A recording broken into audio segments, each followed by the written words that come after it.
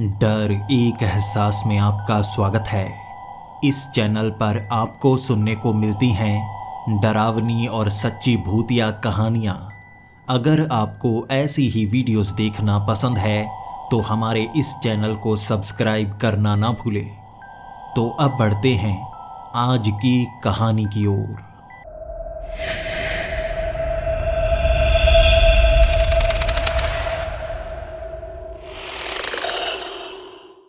Hello दोस्तों, मेरा नाम आकाश है और मैं मुंबई का रहने वाला हूँ। सबसे पहले तो मैं आपको अपनी ज़िंदगी की वो डरावनी घटना की जानकारी देना चाहूँगा।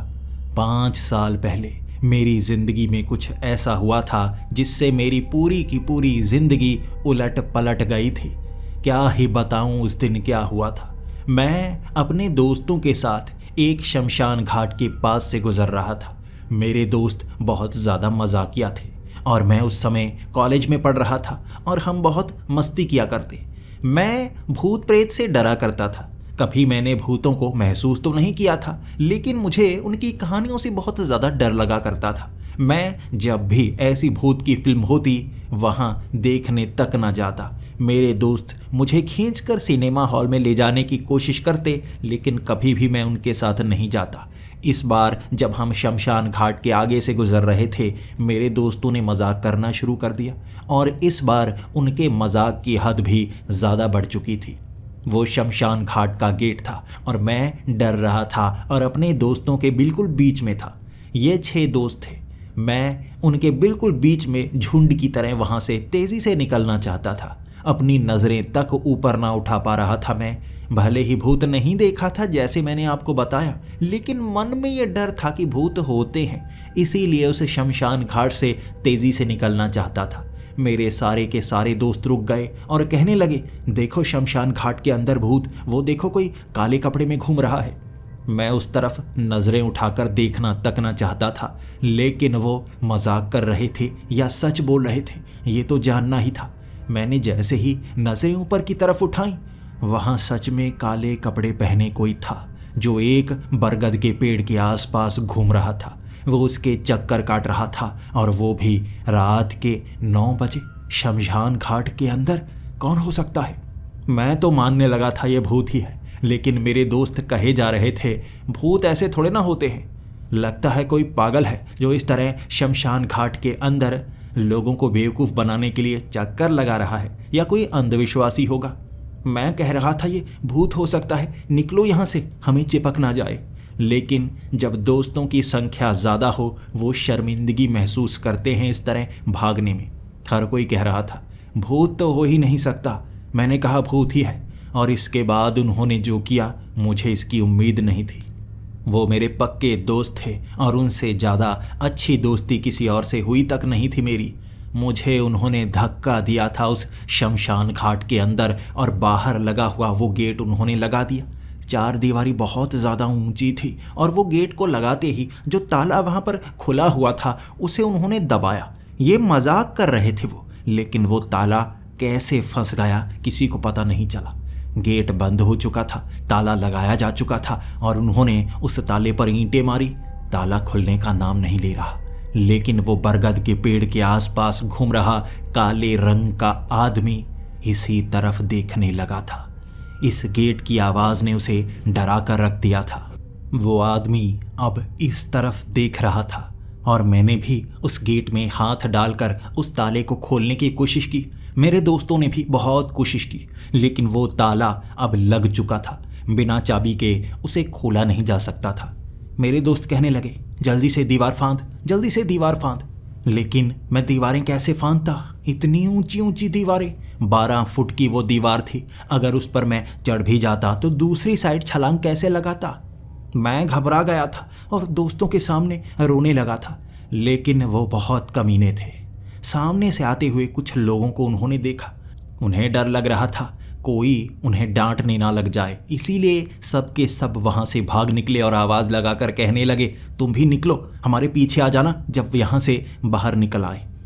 मैं उन पर भरोसा करता था और उन्होंने मेरा भरोसा तोड़ दिया था। उस शमशान घाट में अकेला मैं घबराया हुआ वहीं पर खड़ा, पीछे देखने की हिम्मत ना थी मेरी। मैं बड़े ध्यान से उस गेट पर देख रहा था। ताले को खोलूं तो कैसे खोलूं? धीरे धीरे वो आवाज़ आने लगी जैसे कोई चल रहा हो। उस आदमी ने शायद दोबारा चलना शुरू कर दिया हो, लेकिन अब ये आवाज़ तेज़ हो गई थी। मैंने घबराते घबराते पीछे मुड़कर देखा तो वो आदमी बड़ी तेज़ी के साथ उस बरगद के पेड़ के इर्द गिर्द चक्कर लगा रहा था और धीरे धीरे उसकी रफ्तार बढ़ रही थी। पहले वो चल रहा था, फिर उसने भागना शुरू कर दिया और उसने बरगद के उस पेड़ को एक हाथ से जैसे पकड़ने की कोशिश की हुई थी और दूसरी तरफ से तेज़ी से गोल गोल घूमे जा रहा था। अब वो भागने लगा। भागने की रफ्तार बहुत तेज़, और धीरे धीरे उसकी रफ्तार इतनी तेज़ हो गई जितनी तेज़ कोई इंसान भाग ही नहीं सकता। तब मैं उसकी तरफ नज़रें गड़ाए देखे जा रहा था। मुझे अब एक ही रास्ता नज़र आया इस शमशान घाट से बाहर निकलने का। उस बरगद के पेड़ के पीछे वाली दीवार शायद बारिश के कारण ढह चुकी थी। ये मट्टी की ईंटों से बनी हुई वो दीवार थी जो एक तरफ थोड़ी सी बिछ चुकी थी। अब ये दीवार 4 से 5 फुट ऊंची होगी, लेकिन वहाँ तक पहुँचने के लिए मुझे उस बरगद के पेड़ के करीब से निकलना था। दूसरी तरफ तो एक और दीवार थी, बस यही छोटा सा रास्ता था। यहीं पर एक शेड लगी हुई थी, वहाँ पर शायद लोगों को जलाया जाता होगा। एक तरफ जैसे राख भी दिखी थी मुझे। ऐसा लग रहा था किसी को आज ही जलाया गया हो, और उसी के पास वो बरगद का पेड़। अब मैं अपने डर को काबू में करना चाहता था। बचना है तो उस तरफ जाना होगा। यहाँ गेट पर कब तक खड़ा रहूँगा? घर में डांट भी तो पड़ेगी। जल्दी से घर पहुँचना है। अगर ज़्यादा देरी हो गई तो पिताजी बहुत ज़्यादा डांटेंगे, शायद मारेंगे भी। इसीलिए मैंने हिम्मत की। अब मैं भूत से डरता था, लेकिन अपने पिता से उससे भी ज़्यादा डरता था। इसीलिए कदम बढ़ाने शुरू कर दिए मैंने। उस बरगद के पेड़ के करीब से निकल रहा था और अब भी मुझे लग रहा था ये कोई पागल आदमी होगा। और मैं जैसे ही उस बरगद के पेड़ के करीब पहुंचा, जहां वो चक्कर लगा रहा था, उसके करीब से मैं निकलने वाला था और अचानक घूमता घूमता वो मुझसे टकराया। मुझे वो टक्कर आज भी याद है। ऐसा लगा था जैसे किसी ने मेरे शरीर पर पानी फेंका हो। वो मेरे शरीर से टकराते ही गायब हो गया, जैसे वहाँ वो कभी मौजूद था ही नहीं। मैं देखने लगा कहाँ गया वो। क्या उस बरगद के पेड़ के पीछे छिप गया? लेकिन नहीं, वो बरगद के पेड़ के पीछे नहीं छिपा था, मेरे शरीर के अंदर छिप गया था। अचानक मेरी टांगें कांपने लगी थी। मैं डरा हुआ ज़रूर था, लेकिन अपने आप शरीर भी कांपने लगा था। माथे पर पसीना ही पसीना आए जा रहा था। मैं उसे इधर उधर ढूंढता रहा, लेकिन वो नहीं मिला। लेकिन मैं पीछे वाली दीवार तक पहुंच गया। उस दीवार को फांदा मैंने और पीछे एक बड़ा सा ग्राउंड था। यहाँ झाड़ियाँ ही झाड़ियाँ लगी हुई थी। उन झाड़ियों के बीच से निकल कर आता हुआ कोई छोटा मोटा कीड़ा या सांप मुझे काट भी सकता था, लेकिन उस गीली घास के ऊपर छलांगे लगाता लगाता मैं सड़क तक पहुंचा था और उसके बाद भागता भागता घर पहुंचा। मेरी पैंट नीचे से गंदी हो चुकी थी। उस गंदे पानी में पाँव रखने के कारण पैंट गंदी थी। मैं पसीने से तरबतर था, घबराया हुआ था, और मेरे पिताजी मुझे डांट रहे थे कि मैं देरी से क्यों आया। अब मैं क्या बताता? अपने दोस्तों की सच्चाई बताता या मैं उस शमशान घाट में था ये बताता? आज डांट बहुत पड़ने वाली थी, लेकिन मैं चुप रहा। पिताजी ने बहुत डांटा, पूछने की बहुत कोशिश की, लेकिन मैं यही कहता रहा, मैं वहाँ खेल रहा था, बस देरी हो गई। इसके बाद वो रात भयानक थी। मुझे चक्कर आते रहे, मुझे भूत नजर आते रहे। घर के आसपास मुझे भूत दिखते। मैं रात को उठ उठ कर चिल्लाता और मुझे याद तक नहीं था। सुबह जब 6 बजे मैं उठा, मेरी माँ और मेरे पिताजी मेरे पास बैठे रो रहे थे। मैं उनसे बात कर रहा था, क्या हुआ? वो मुझे गले से लगाकर कहने लगे, पूरी रात तुम क्या करते रहे? पूरी रात तुम्हारे शरीर के अंदर जैसे कोई प्रेत था। उसके बाद सच में मैं पागलों जैसी हरकतें करने लगा था। मुझे कुछ याद तक नहीं रहता और 2 दिन ऐसा ही चलता रहा। मैं अपने पिता पर हाथ उठाने लगा था, लेकिन मैं खुद को रोकने की कोशिश करता। गुस्सा हावी हो जाता जैसे मेरे शरीर के अंदर कोई हो। उसके बाद मेरे पिताजी मुझे एक बाबा के पास लेकर गए थे। उस बाबा ने झाड़ फूंक तो की थी, लेकिन कुछ फ़ायदा नहीं हुआ और मैं उस बाबा को पीट आया था। उसके बाद मेरे पिताजी के पास कोई रास्ता नहीं था, लेकिन हमारी कॉलोनी में रहने वाले एक बूढ़े अंकल ने बताया था उन्हें एक लड़का जानता है जो पैरानॉर्मल इन्वेस्टिगेटर है और भूतों पर रिसर्च भी कर रहा है।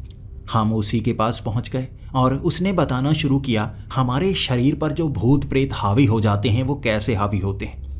उसने मुझे एक कुर्सी पर बिठाया था और उसके बाद एक वाइट बोर्ड पर यह बताने लगा था शरीर में नेगेटिव एनर्जी कैसे काम करती है, पॉजिटिव एनर्जी कैसे काम करती है। वो पिछले 10 सालों से उस पर काम कर रहा था, कैसे शरीर में वो एनर्जीज बाहर निकलती हैं, शरीर से जुड़ती हैं, हमें शक्ति मिलती है, कहाँ से मिलती है। उसने बहुत कुछ ढूंढा हुआ था। कैसे कई धर्मों में कुछ मंत्र होते हैं जिन्हें बोलने के बाद भूत शरीर से निकल जाता है। वो ध्वनि के रूप में भी काम करता है, पॉजिटिव एनर्जी के रूप में भी काम करता है। उसने बहुत ज़्यादा रिसर्च की हुई थी, लेकिन मैं उसके बारे में सुनना नहीं चाहता था। मैं तो बार बार उछल रहा था और भागना चाहता था। पता नहीं मेरे शरीर में वो कैसी आत्मा थी जो ये सब करवा रही थी। लेकिन उसने मुझे उस कुर्सी पर बांध दिया और उसके बाद मुझे कहा, तुम्हें पता है तुम्हारे शरीर में भी पॉजिटिव एनर्जी है, लेकिन नेगेटिव एनर्जी तुम्हें उससे दूर करने की कोशिश कर रही है। तुम्हें पॉजिटिव होना होगा। तुम जितना ज़्यादा डरते हो, भूत तुम पर उतना ज़्यादा हावी होगा। अपने अंदर की पॉजिटिव एनर्जी को और ज़्यादा विस्तार तक लाने की कोशिश करो। उस कुर्सी पर कई सारी तारें लगी हुई थी। उसने तारें मेरे सर पर लगा दी, मेरी उंगलियों पर लगा दी, और मैं जानता था इसके बाद क्या होने वाला है। बिजली के झटके लगेंगे जैसे किसी पागल को बिजली के झटके दिए जाते हैं। और उसने वो तारें कंप्यूटर में लगा दी और उसके बाद उसने जब बटन दबाया, मुझे कोई करंट का एहसास नहीं हुआ। ऐसा लग रहा था जैसे मेरे शरीर का तापमान बढ़ रहा हो, जैसे मेरे शरीर से कोई बाहर निकलने की कोशिश कर रहा हो। बार बार मैं हिल रहा था, झटके मार रहा था, और उसके बाद जो डर लग रहा था वो कम होने लगा। मेरे शरीर के अंदर ही कुछ था जो उबलने लगा था। ये मेरा खून नहीं था, ये कुछ और था। अपने शरीर में घुसी हुई दूसरी आत्मा को महसूस कर पाया था मैं। और वो जो शरीर में तारें लगाई गई थी वो एनर्जी ट्रांसफ़र के लिए थी। मेरे शरीर में पॉजिटिव एनर्जी मेरे शरीर की सतह पर भेजी जा रही थी, जिसको वो भूत सहन नहीं कर पा रहा था। 2 घंटों के अंदर वो भूत शरीर से बाहर निकला था और काले रंग का धुआं बनकर निकला था। तब उस लड़के ने कहा था, देखो, उसकी तो राख बनाकर रख दी, शरीर से निकलना ही पड़ा और वो आज़ाद हो गया। अब यहाँ पर वो किसी चीज़ के साथ चिपका नहीं रहेगा। हमारी जो आत्मा होती है वो भी एक एनर्जी होती है, लेकिन उसमें जो भाग नेगेटिव का होता है वो धरती पर जुड़ा रहने के लिए होता है। उसे ख़त्म करो और वो आत्मा आज़ाद, जैसे इस भूत को आज़ाद कर दिया। उस दिन मुझे ऐसा एहसास हुआ था जैसे कोई एडवांस टेक्नोलॉजी मैंने देखी हो। मेरी आंखें गड़ी की गड़ी रह गई थी। मेरे पिता वहाँ से जाना चाहते थे, लेकिन मैंने उस लड़के से कहा था, मैं ये सीखना चाहता, मैं आपके साथ काम करना चाहता हूँ। उसने भी हामी भर दी। उसे एक असिस्टेंट चाहिए था और उसने कहा मुझे यहाँ काम सीखने के भी पैसे मिलेंगे क्योंकि मैं उसके साथ मदद करूँगा। और मैं सीखने लगा था अब भूत कैसे काम करते हैं, चुड़ैलें कैसे काम करती हैं, और वो जहाँ भी जाता मुझे साथ लेकर जाता। हम इकट्ठा रहने शुरू हो गए थे। वो भूतों पर रिसर्च कर रहा था, मुझे कई तरह के भूत दिखाए। उसने एक चश्मे बनाए थे जो इलेक्ट्रोमैग्नेटिक फील्ड को उन चश्मों से देखने के लिए बनाए गए थे, और उससे भूत प्रेत की वो नेगेटिव एनर्जी भी देखी जा सकती थी। मुझे अलग अलग दृश्य दिखाए गए, प्रेत आत्मा कैसी होती है, भूत कैसे होते हैं। मैंने चुड़ैल को भी देखा था, चुड़ैल को अपने शरीर में भी घुसाया था। एक छोटा सा बच्चा 10 साल का, उसके शरीर में चुड़ैल घुसी हुई थी, और एक चुड़ैल किसी शरीर में इतनी आसानी से नहीं घुसती। 3 सालों तक किसी ने जादू टोना किया, उस बच्चे के शरीर में एक चुड़ैल घुसाई थी, और उस लड़के ने कहा था इसे बाहर निकालने का असली तरीका तो यही है, किसी और के शरीर में डालो और जो बहुत पॉजिटिव हो। और तुमसे ज़्यादा पॉजिटिव कौन होगा? मैं डर रहा था लेकिन उसकी बात मान रहा था। शरीर के अंदर मैंने वो चुड़ैल को लाया था। उसके बाद 1 घंटे के अंदर मेरी पॉजिटिविटी ने उसके साथ लड़ाई की। मैं देख पा रहा था, मुझे दृश्य दिखे अजीब से, और मैंने उस चुड़ैल का खात्मा अपने हाथों से किया था। सब कुछ मैंने किया, और इस तरह मैं ये काम सीखने लगा था। लेकिन ये काम सीखते सीखते 1 साल हुआ था और उस लड़के की एक दुर्घटना में मौत हो गई। मैं अस्पताल में उससे मिलने गया था, लेकिन वो होश में नहीं था। 2 दिन कोमा में रहा और उसके बाद उसकी मौत हो गई। मैं सदमे में था। मैं काम सीखना चाहता था। मैं उसको अपना बड़ा भाई मानने लगा था, लेकिन बड़े भाई की मौत ने मुझे बहुत दुख दिया। उसके बाद मैं इस काम को छोड़ना नहीं चाहता था, लेकिन अकेला करता रहा, और यही मेरी उड़ान की असली वजह थी। मैं खुद पर भरोसा करने लगा था, और इसके बाद भूतों को पकड़ना, चुड़ैलों को पकड़ना, मैं जिन्न से भी युद्ध करने लगा था। ऐसी किसी भी शक्ति को कैसे भगाना है मैं जान गया था। मैं पैरानॉर्मल इन्वेस्टिगेटर भी था और इसी के साथ भूत भगाने वाला भी बन चुका था। 2 साल का एक्सपीरियंस मैंने इस तरह से जोड़ा। इसके बाद जानबूझकर मैं ऐसी जगह पर जाता जिसे भूतिया कहा जाता। वहाँ पर भूतों को कैप्चर करता और उन्हें ख़त्म भी करता। ये मेरा काम बन गया था। 2 सालों बाद मुझे कुछ नया करने की आदत पड़ गई थी। मैं ज़्यादातर भूतों को सीधे तौर पर ख़त्म नहीं करता, बल्कि अपने शरीर में प्रवेश कराता, उसके बाद उससे लड़ता और उन्हें ख़त्म करता। इससे मुझे मजबूती मिलने लगी थी। बचपन में मैं भूतों से डरा करता था और दूर रहना चाहता था। अब तो भूतों को शरीर में पहुंचा देता। जिन्न भी मुझे पोजेस कर चुके थे, मेरे शरीर में आ चुके थे और उन्हें भी ख़त्म किया। वो बहुत शक्तिशाली थे, लेकिन अब मैं जान गया था कैसे हमारी एनर्जी उनकी एनर्जी पर हावी होती है। इसीलिए मैं ऐसी ऐसी शक्तियों को ढूंढ रहा था जिसे मैं शरीर में प्रवेश करा पाऊँ और उन्हें हरा पाऊँ। बचपन की वो सारी डर की घटनाओं को अब मैं आँखों के सामने देख पा रहा था, उससे आगे निकल पा रहा था। उन सभी दोस्तों को मैं छोड़ चुका था। अब मुझे भूतों से ज़रा भी डर नहीं लगता था, क्योंकि मैं तो उनको अपने शरीर में जगह दे देता था। एक बार तो मैंने अपने शरीर में एक अजीब से प्रेत और एक डायन को एक साथ जगह दे दी थी, और उसके बाद उन्हें बाहर भी निकाला था। ये मेरे सबसे मुश्किल मिशन में से एक था। अब मैं ऐसी शापित जगहों पर जाने लगा था जहाँ पर लोग कहते हैं कि भूत प्रेत हैं। उस जगह पर किसी प्रेत का साया है, और हर तरह के प्रेत के साथ मैं लड़ाई करता, और नए नए गैजेट्स मैंने बना लिए थे। वो एनर्जी कैसी दिखने लगती है, उसके साथ जुड़ाव कैसे किया जा सकता है, उससे निपटारा कैसे किया जा सकता है, सब कुछ सीखने लगा था। लेकिन कहते हैं ना, जब आपको लगे आप सब कुछ सीख चुके हैं, तो ये दुनिया आपके सामने एक नए पन्ने को खोल देती है, और आपको तब महसूस होता है आपने कुछ नहीं सीखा। लंदन के एक म्यूज़ियम में मैं था, और वहाँ पर पूरी दुनिया से एक तरह से कह सकते हैं चुराई गई चीज़ें रखी गई थी। अंग्रेज़ ये तो कहते हैं कि ये उनके द्वारा यहाँ पर खरीद कर रखी गई चीज़ें हैं, लेकिन असल में आपको पता है कहाँ कहाँ से वो कब कब चुरा कर लाए हैं। अब मैं उसके डिटेल में नहीं जाना चाहता। जब मैं उस म्यूज़ियम में पहुंचा, वहाँ भारत की कई प्राचीन मूर्तियाँ पड़ी हुई थी। इसी के साथ कई और देशों की कीमती चीज़ें भी वहाँ पर रखी गई थी, जो अंग्रेज़ शासन के समय वहाँ से लूट कर वो लाए थे। उस म्यूज़ियम के कुछ हिस्सों में आज की नई चीज़ें पड़ी थी, और वहाँ पर एक धूमकेतु जिसे बिल्कुल पीछे वाले हिस्से में रखा गया था। माना जाता है ये धूमकेतु 2 बिलियन साल पुराना है और अंतरिक्ष के किसी हिस्से से यहाँ पर आया है। लेकिन उस पर बहुत सारी रिसर्च की गई। कुछ में नई चीज़ें सामने आई कि वो किस धातु से बना हुआ है, जबकि कई लोगों का मानना है कि ये शापित धूमकेतु है। इस धूमकेतु को छूने के बाद कई वैज्ञानिकों की मौत हुई, क्योंकि इसमें किसी ऐसे तरह की शक्ति मौजूद है, कोई ऐसे तरह का प्रेत है जो लोगों को मार देता है। मैं हैरान हो चुका था। धूमकेतु पर प्रेत, ये तो मैंने पहले कभी नहीं सुना। उन चीज़ों पर प्रेत का साया होता है जिन्हें हम हाथ लगा सकते हैं, उस पर जादू टोना होता है या उससे किसी की मौत जुड़ी होती है, तब जाकर वो प्रेत उससे जुड़ जाता है। और अगर वो कोई उसे छेड़छाड़ करने की कोशिश करे तब वो प्रेत उसे परेशान करता है। एक धूमकेतु तो अंतरिक्ष से आया होगा, उस पर कैसे भूत का साया? ये जानने के लिए मुझे उस पर थोड़ी सी रिसर्च करनी थी, लेकिन इस म्यूज़ियम में ऐसी चीज़ों को आप हाथ नहीं लगा सकते।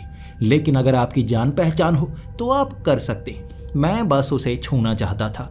मेरे पास कई ऐसे गैजेट्स अब भी मौजूद थे जिससे मैं उस एनर्जी को महसूस कर पाऊँ, उस एनर्जी को अपने अंदर समा पाऊँ, और कैसे प्रेत को एक जगह से निकाल कर दूसरी जगह पहुँचाना है मुझे पता था।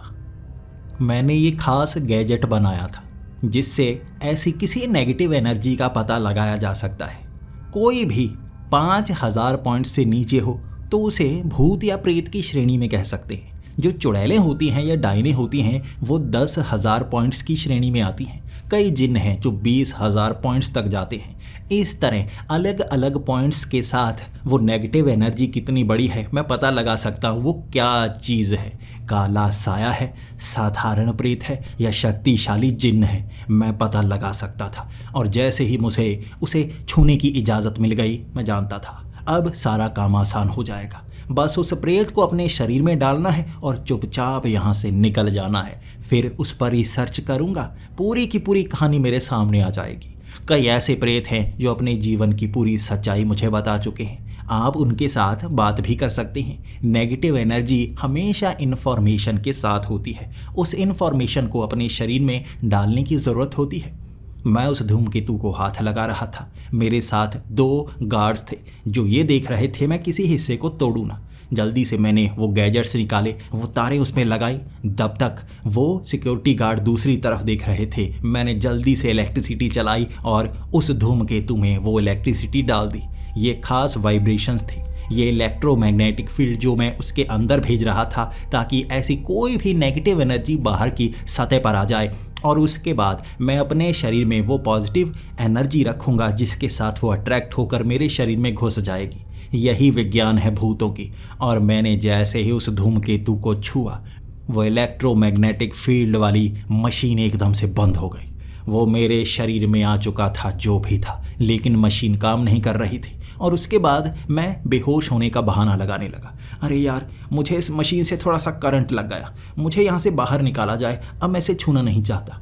और उन्होंने सावधान किया था, जो भी इसे छू चुका है उसे अजीब अजीब चीज़ें नज़र आती हैं, कहते हैं वो पागल हो जाता है। और मैं अपने सारे गैजेट्स, सब मशीनों को समेट कर वहाँ से बाहर निकला। पसीने से तरबतर हो गया था मैं, माथे से पसीना टपके जा रहा था, शरीर का तापमान बढ़ता जा रहा था जैसे मुझे बुखार हो। मैं जानता था ऐसे प्रेत जब शरीर में आते हैं सबसे पहले यही काम करना तो शुरू करते हैं। मैं धूप में था। जब आपके शरीर पर ज़्यादा धूप पड़ती है तो दिन के उजाले में आप पॉजिटिव होना शुरू हो जाते हैं। जिस पर भूत प्रेत का साया हो वो ज़्यादातर अंधेरे में घुसने की कोशिश करता है। मैं ये सब जानता हूँ, इसीलिए मैं धूप की तरफ भागा था। जैसे ही धूप की वो किरणें मेरे शरीर पर पड़ी थी मुझे लगा था अब कमज़ोर होगा वो प्रेत, लेकिन मुझे जल्द से जल्द ऑफिस में जाना होगा। मैंने ऑफिस 3री मंजिल पर बनाया हुआ है। ऊपर सारी बड़ी बड़ी कांच की खिड़कियां हैं जिससे धूप अंदर तक आती है और बहुत ज़्यादा बढ़ जाती है। इस कमरे के अंदर मैं प्रेतों को बड़ी आसानी से पकड़ सकता हूँ। और कई बार कुछ ऐसे जिन्न होते हैं जो मुझे रोशनी में जाने नहीं देते ताकि वो मुझ पर हावी रहें, लेकिन एक्सपीरियंस बोलता है। मैं अब उस कमरे में पहुंचा था। ये अजीब सा प्रेत था जो शरीर का तापमान बढ़ा रहा था, तो मैंने दवाई खाई, उसके बाद थोड़ा ठंडा पानी पिया तो अच्छा एहसास होने लगा। फिर मैंने सारी मशीनें ऑन कर दी थी। अब मुझे पता लगाना था इसके पॉइंट्स की रेंज क्या है। ये प्रेत है, भूत है, जिन्न है, क्या है जो लोगों को पागल करता है, मार देता है। और शुरुआत मैंने पहले मशीन से की, नेगेटिव एनर्जी है या पॉजिटिव एनर्जी है। जैसे ही मैंने अपने शरीर में वो इलेक्ट्रोमैग्नेटिक फील्ड की मशीन चलाई थी वो सुई बिल्कुल बीच में रुक गई थी। ना तो पॉजिटिव एनर्जी शो हो रही थी ना नेगेटिव एनर्जी शो हो रही थी। ये क्या चीज़ है? मेरे शरीर में मेरी पॉजिटिव एनर्जी तो निकल रही होगी ना, ये सुई हिलनी चाहिए। जैसे मशीन खराब हो चुकी थी। मैंने दूसरी मशीन निकाली क्योंकि कभी कभी एक मशीन खराब हो जाती है। मैंने दूसरी मशीन चेक करके देखी। एक छोटे से जार के अंदर मैंने एक भूत को कैद कर रखा था। उसमें एक छोटी सी लकड़ी का हिस्सा था जिस पर किसी ने जादू टोना किया था और मैंने उसे एक मर्तबान में रखा हुआ था। उस मर्तबान के अंदर की मैंने वो एनर्जी चेक की, नेगेटिव एनर्जी, लेकिन अब वो कम हो रही थी। यानी कि वो जो प्रेत था वो अब धीरे धीरे सुधर रहा था। उसके बाद मैं उसे आज़ाद कर दूंगा, ये सोचा हुआ था मैंने। अब वो मशीन मैंने अपने शरीर पर चेक की और मेरे शरीर को टच करते ही वो सुई बिल्कुल एक जगह पर जाकर स्थिर हो गई। ना नेगेटिव एनर्जी ना पॉजिटिव एनर्जी। मेरे होश उड़ चुके थे। क्या चीज़ है मेरे शरीर के अंदर जो ना नेगेटिव है ना पॉजिटिव है? 2 मशीनें वहाँ पर रुक चुकी थी। ये मशीन भी ना नेगेटिव एनर्जी शो कर रही थी ना पॉजिटिव, और मुझे छूते ही मशीन खराब। कितना स्तर होगा इसका। मैंने अब दूसरी मशीन निकाली ताकि मैं पॉइंट्स चेक कर पाऊँ कि पॉइंट्स कितने हैं, 1000 2000 जो जिन्न के होते हैं। लेकिन जैसे ही मशीन मैंने छुई अपने शरीर को, 80,000 पॉइंट्स तक पता लगे थे। उसके बाद मशीन की सुई वहाँ पर अकड़ गई। मशीन की सुई ना आगे बढ़ रही ना पीछे, वो मशीन खराब हो गई थी। दूसरी मशीन निकाली मैंने, 80,000 पॉइंट्स पर जाकर वो भी अड़ गई और मेरी आंखें फट गई थीं। कभी 80,000 पॉइंट्स तक मैं गया तक नहीं था। क्या चीज़ है ये, क्या चीज़ है।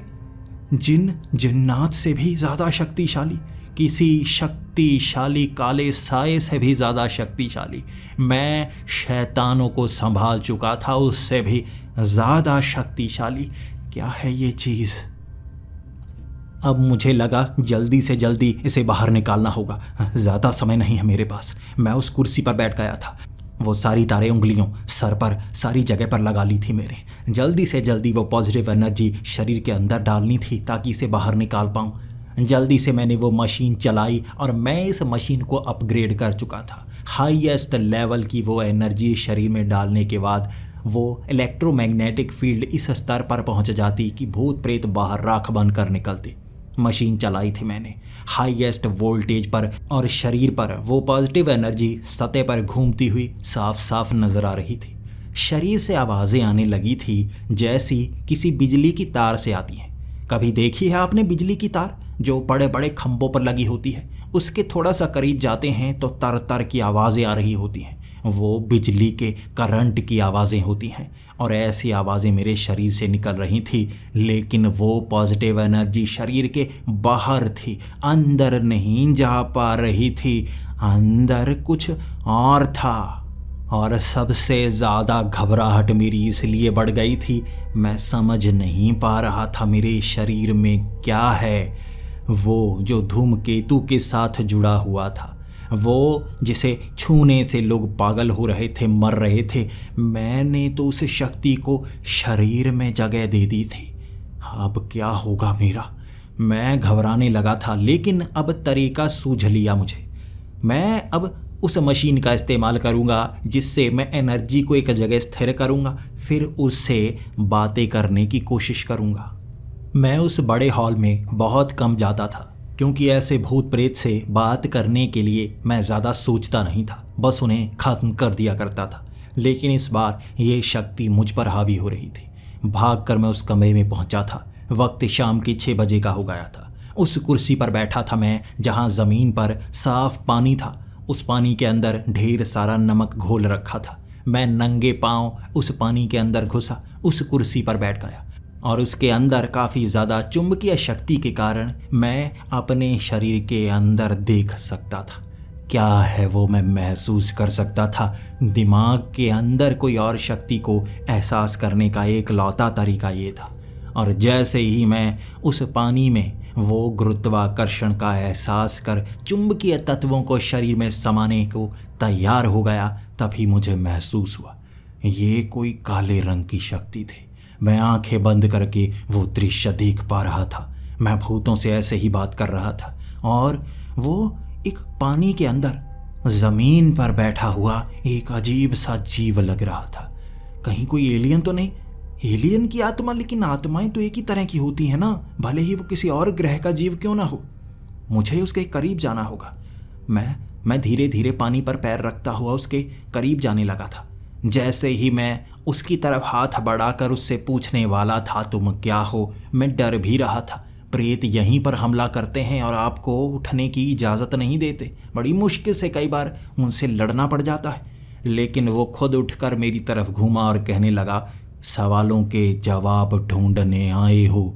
मैं कौन हूँ, मैं क्या हूँ, ये जानना चाहते हो?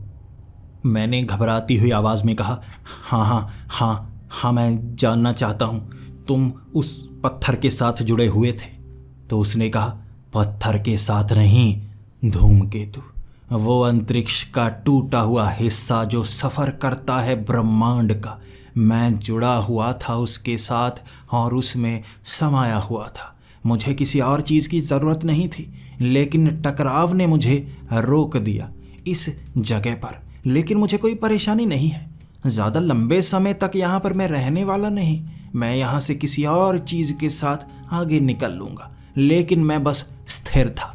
कुछ लोग परेशान करते थे, मेरी शक्ति को संभाल नहीं सकते।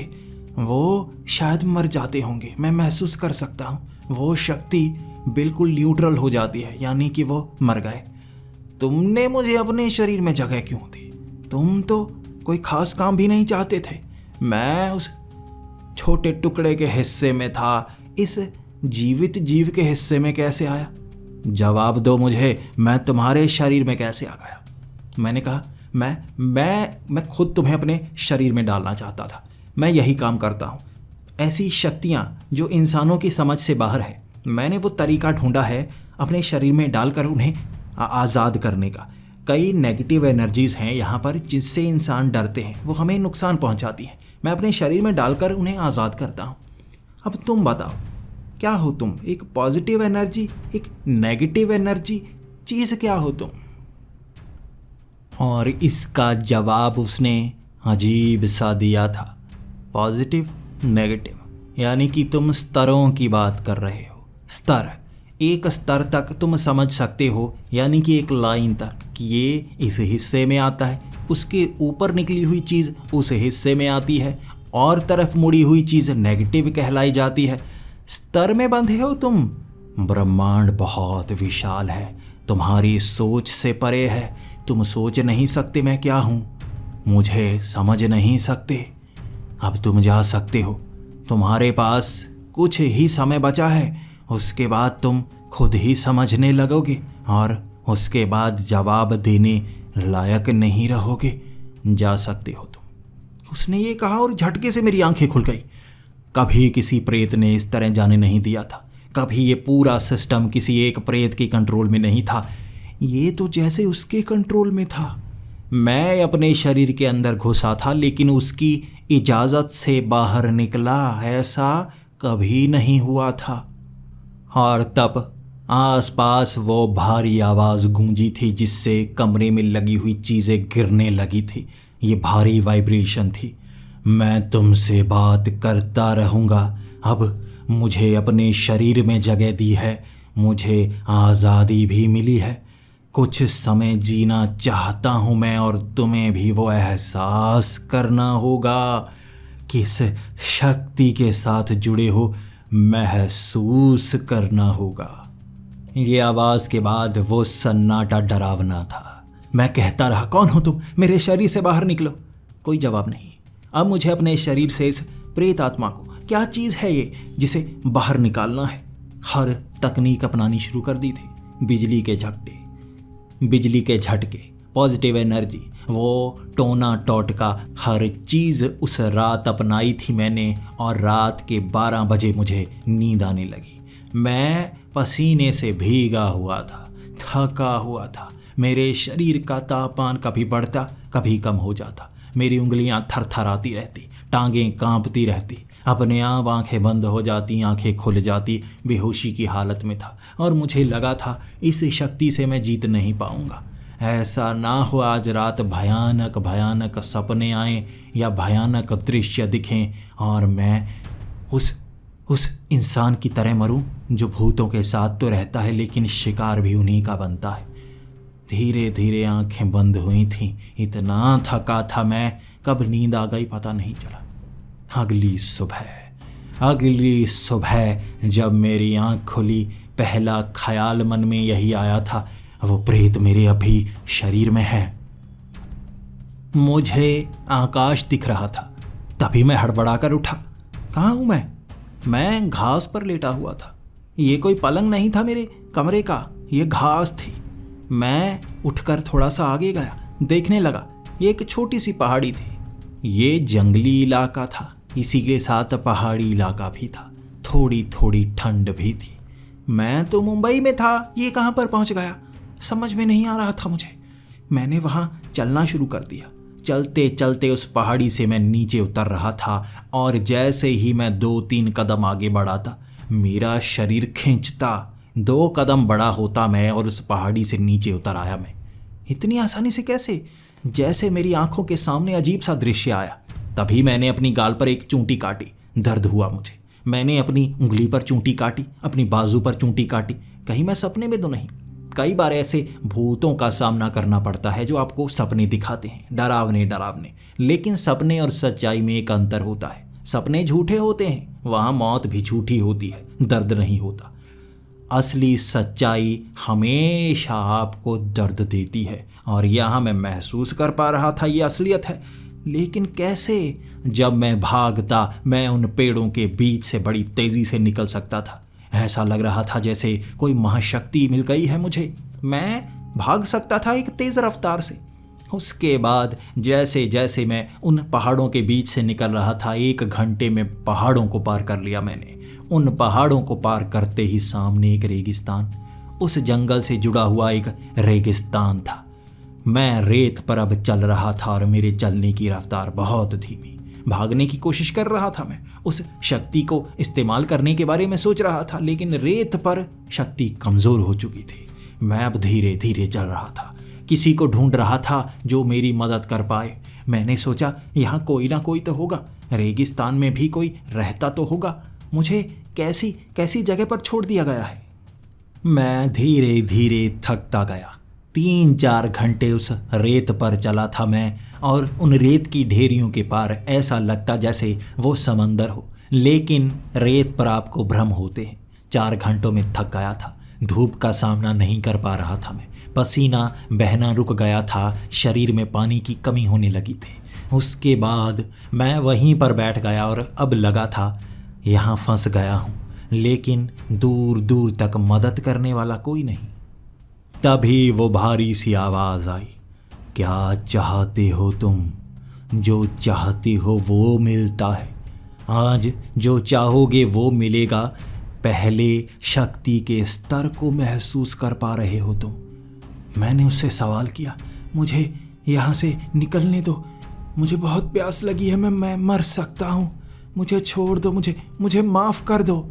और उसने कहा, मैं कुछ नहीं कर रहा, मेरी शक्ति तुम्हारे शरीर में है और वो विस्तार कर रही है। तुम्हें उस विस्तार का अनुभव हो रहा है।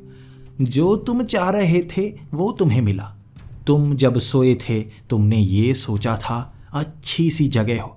तुम ऐसी ही इमेजिनेशन करते हो ना, कोई जंगल जहाँ कोई परेशान करने वाला ना हो, वहाँ पर कुछ दिन बिता कर आओ, और इसीलिए तुम यहाँ पहुँचे। लेकिन इस घने जंगल में तुम्हें पेड़ों से नफरत होने लगी। तुम उससे बाहर निकलना चाहते थे तो तुम्हारे दिमाग ने ये रेत मांगी, बिल्कुल सीधी।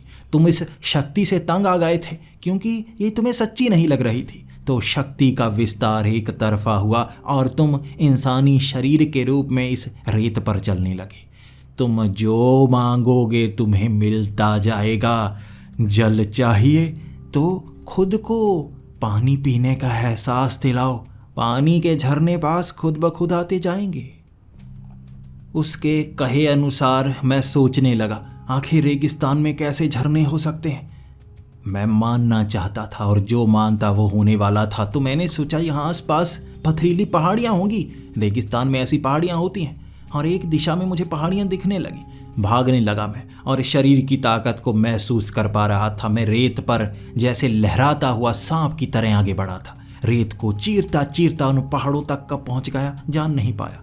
उन पथरीले से पहाड़ों के पास घना जंगल था। ये रेत की एक तरफ बना जंगल और बीच से निकलता झरना, और उस पानी में छलांग लगाकर मैं पानी पीने लगा था। जैसे ही पानी पीते पीते मैं उस पत्थर पर लेटा था। दोपहर का वक्त हो चला था और अब जल्द ही शाम होने वाली थी। कुछ लोग मुझे देखकर हंस हंस कर आसपास से निकलने लगे। पहले तो उनसे बात करने का मन हुआ, फिर मुझे लगा ये अंग्रेज़ यहाँ पर क्या कर रहे हैं। मैं कौन से रेगिस्तान में हूँ। मुझे पहले लगा था महाराष्ट्र के किसी जंगली इलाके में जो पास में वीरान सा हो, वहाँ मुझे छोड़ा गया होगा, या राजस्थान के किसी हिस्से में मुझे छोड़ा गया होगा। लेकिन यहाँ राजस्थान में अंग्रेज़ कब से रहना शुरू हो गए। और उठकर मैंने एक से बात करने की कोशिश भी की थी। मुझे लगा हो सकता है किसी को वो बीमारी हो जिसमें शरीर सफ़ेद पड़ जाता है ना, बाल भी सफ़ेद हो जाते हैं। तो मैंने राजस्थानी में उनसे बात करने की कोशिश की थी। मुझे राजस्थानी कुछ ही शब्द आते थे, तो सबसे पहले तो मैंने उन्हें नमस्ते की। मैंने कहा घम्मा घणी, और सामने से वो बोलने लगे what kind of idiot is this, it's look like an Indian. ये सुनते ही मैं खुद शर्मिंदा होने लगा, ये सच में अंग्रेज़ ही हैं, इंग्लिश में बात कर रहे हैं। उसके बाद मैं भी उनसे इंग्लिश में बात करने लगा और सवाल पूछने लगा कि मैं कहाँ पर हूँ, और उनके जवाब ने मेरी आंखें फाड़ कर रख दी थी। America, United states of America. मैं यहाँ पर कैसे पहुँच गया? 3 साल से वीज़ा लगवाने की कोशिश कर रहा हूँ, मुझे वीज़ा नहीं मिल रहा, और बिना वीज़ा के मैं यूनाइटेड स्टेट्स ऑफ अमेरिका में पहुँच गया। उसके बाद मैं दिमाग में सोच सोच कर उस घटना के बारे में याद कर रहा था। मैं लंदन के एक म्यूज़ियम में था, वहाँ से मैंने 12 घंटे की फ़्लाइट ली। मैं पहुँचा मुंबई में अपने ऑफिस में गया, वहाँ वो प्रेत मिला। प्रेत पीछा नहीं छोड़ रहा था। मैं घर आया, मैं सो गया, और अब मैं उठा। अब मैं यहाँ कैसे पहुँच गया? मुंबई से कितनी दूर पहुँच गया? अमेरिका कैसे? और अब वहाँ खड़ा होकर यहाँ से बाहर निकलना चाहता था। मैं उनसे बात करने लगा, यहाँ से मैं बाहर कैसे निकल सकता हूँ? मुझे किसी शहर में जाना है। और उन्होंने इशारा किया इस दिशा में। उन्होंने कहा बड़े बड़े पेट्रोल पंप आएंगे और ये रास्ता काफ़ी खंडहर सा, वीरान सा है, तुम्हें कोई गाड़ी चाहिए होगी। गाड़ी तो है ना तुम्हारे पास? क्या बताता, मेरे पास कोई गाड़ी नहीं है, मैं तो उड़कर अमेरिका आया हूँ। अब वो समझ पाएंगी या नहीं? इसके बाद मैं सोचने लगा कि मेरी रफ्तार तेज़ हो। मैं तेज़ी के साथ वहाँ से निकलने लगा। शाम का वक्त होगा और मैंने महसूस करना शुरू कर दिया, जब मैं तेज़ भागता हूँ, सिर्फ मैं ही तेज़ नहीं भागता, हर चीज़ धीमी हो जाती है, जैसे मुझे कोई सुपर पावर मिल गई हो। मैं तेज़ भागता, उसके बाद कुछ समय के लिए रुकता, तो हर गाड़ी जो चल रही होती, हर चीज़ जो वहाँ पर गिर रही होती, या कोई पंछी उड़ रहा होता, उसके पंख फड़फड़ाने की रफ्तार कम हो जाती, जैसे समय धीमा हो गया हो। मैं बहुत तेज़ भागा था और उस शहर में पहुंच गया, और शहर के बिल्कुल बीच में हर इंसान धीरे धीरे कदम बढ़ा रहा, ऐसे जैसे मेरे लिए समय बहुत ज़्यादा धीमा हो गया हो और मुझे वो देख तक ना पाए हों। करीब से निकलकर मैं कई जगह तक गया था, और ये लगभग 2 से 3 सेकंड का समय होगा। इतने में मैंने 2 घंटे बिता लिए थे वहाँ पर। किसी से बात करने की कोशिश करता, वो हिल तक ना पाता। और इसके बाद मैंने खुद को धीमा करना शुरू किया। जब मैं धीमा हुआ, समय तेज़ होता गया।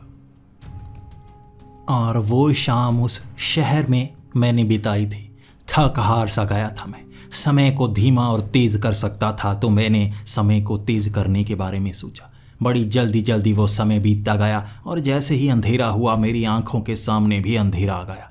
मैं थक गया था और वहीं ज़मीन पर लेट गया।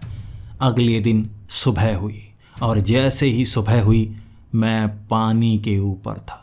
यहाँ 2 फुट पानी भर चुका था और दूर दूर तक समंदर नज़र आ रहा। मैं पानी से बहुत डरता हूँ, घबराता हूँ कि मैं डूब ना जाऊँ, इसीलिए मैं तैरना सीख नहीं पाया। लेकिन मैं समंदर के बीच में था, और तब घबराता घबराता मैं गिरा था। पानी सिर्फ 2 फुट ही था। मैं कदम तक आगे बढ़ाना नहीं चाहता था। शायद मैं किसी ऊंची जगह पर हूँ और बाकी जगह बहुत गहरी हो, मैं तैर भी ना पाऊँ। 1 घंटे तक वहीं रुका रहा था। मैं समय को तो तेज़ कर सकता था, लेकिन उससे फ़ायदा क्या होता?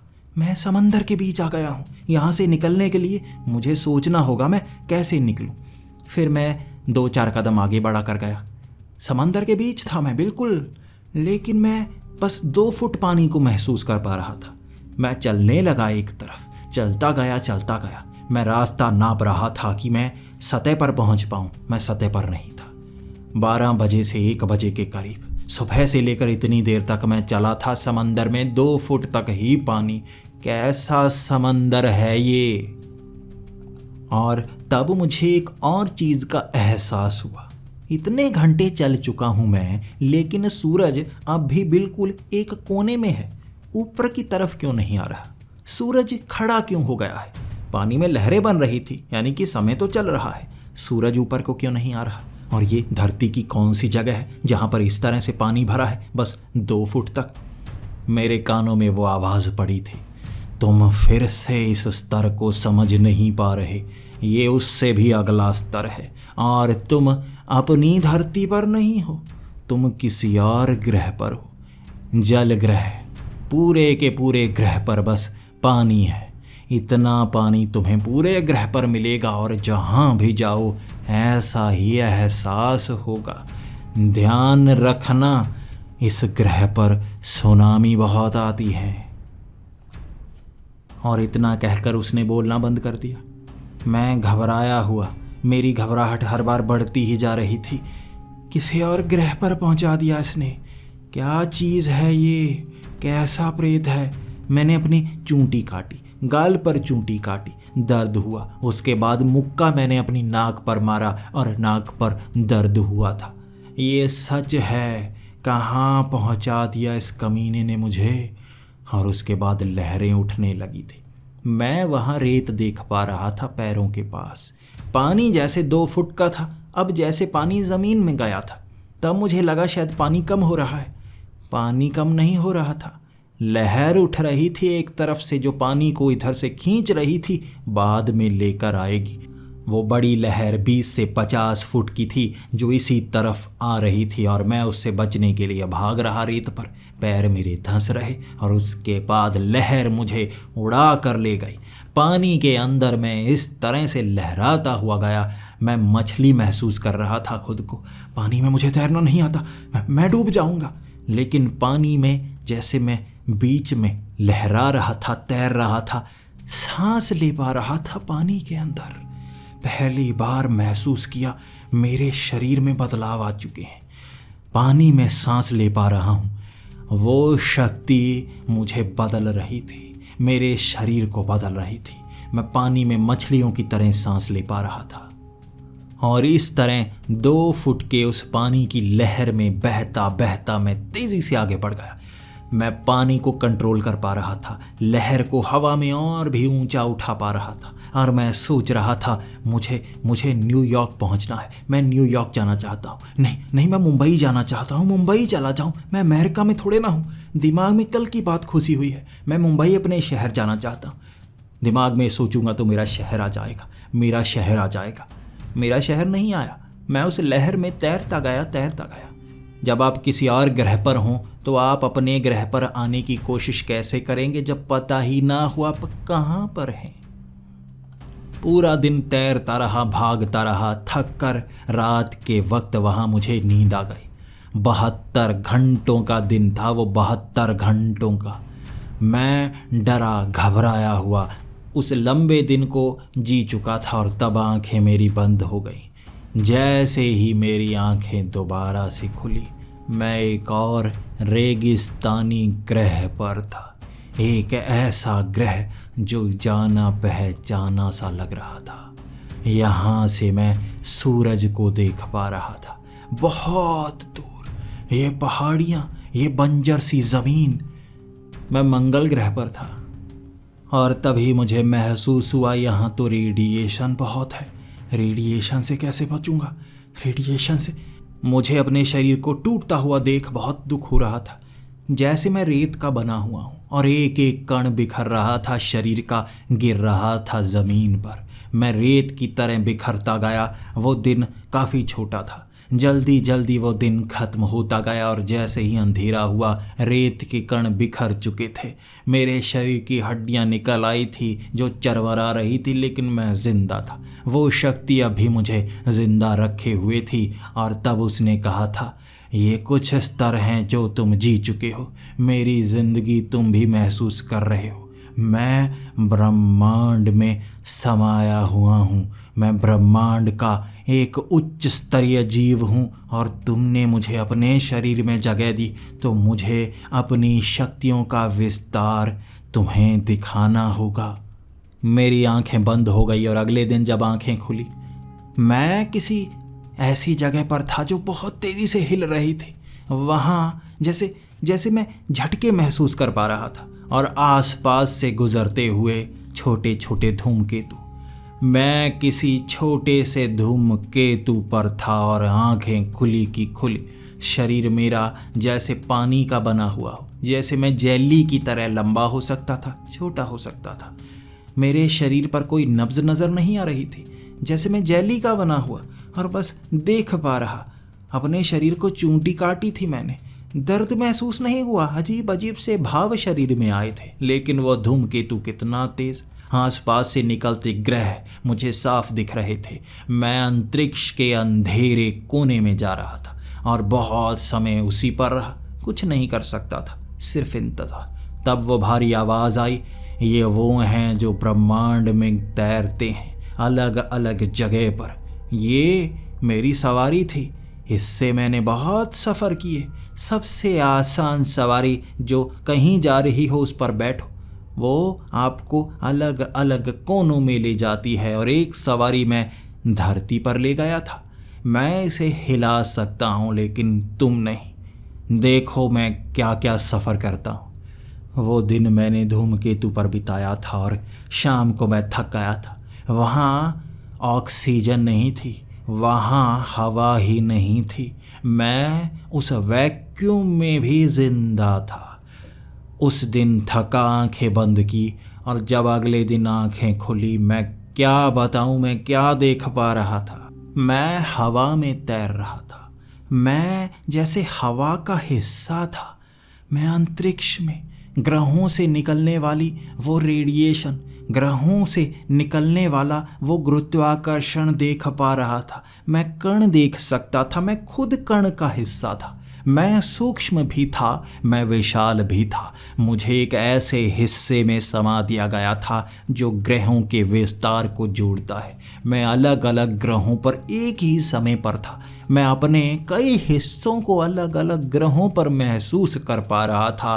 और मैं मुंबई में भी था, मैं न्यूयॉर्क में भी था। मैं हर किसी की बात सुन पा रहा था लेकिन समझ नहीं पा रहा था। मेरे लिए वो एक दिन जैसे एक झटके में निकला था और मेरी आंखें बंद। जैसे ही मेरी आंखें खुली, मुझे इंतज़ार था नई जगह का। लेकिन आज मैं अपने बेडरूम पर लेटा, छत देख रहा। जैसे ही मैं उठा, मैं देखने लगा इधर उधर। मैं जल्दी से ऑफिस की तरफ भागा। इस प्रेत को बाहर निकालूं, ये मुझे मार देगा। क्या यह सच्चाई है?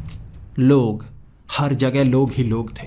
मैं खुद को महसूस कर पा रहा था। मैं अपने शहर में था और जब मैं ऑफिस में पहुंचा, मैंने अपने शरीर को उस मशीन से लगाया था और वो मशीन पॉजिटिव एनर्जी थोड़ी सी दिखा रही थी।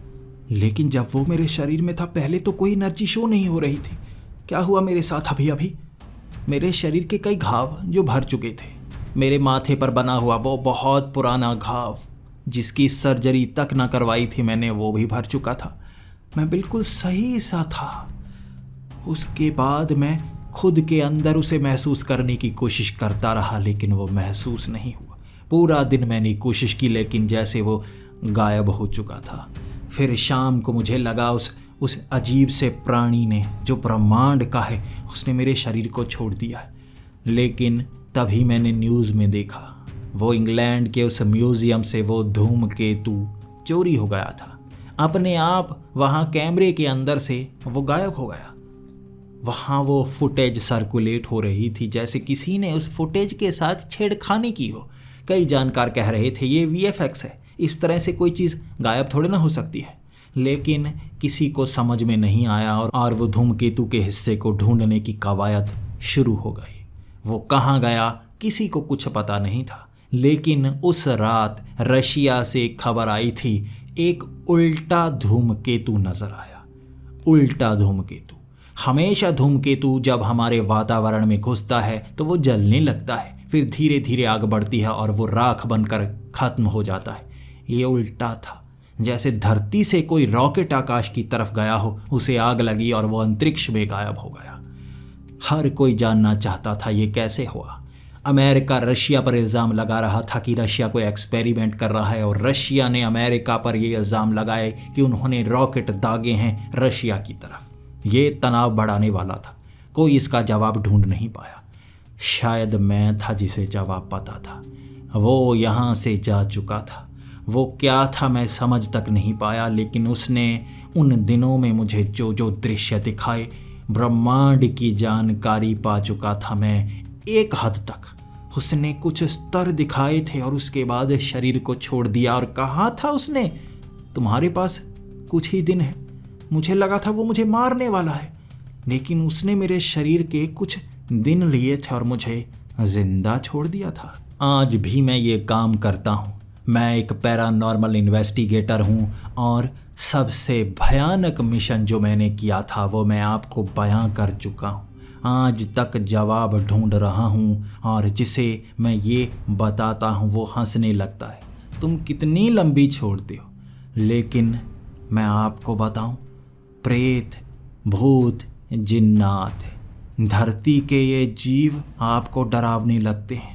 हमारा ब्रह्मांड विशाल है, यहाँ ऐसे ऐसे प्राणी हैं जो ना जीवित कहलाए जाते हैं ना मृत, और वो किस स्तर तक शक्तियों का विस्तार कर चुके हैं आप सोच नहीं सकते।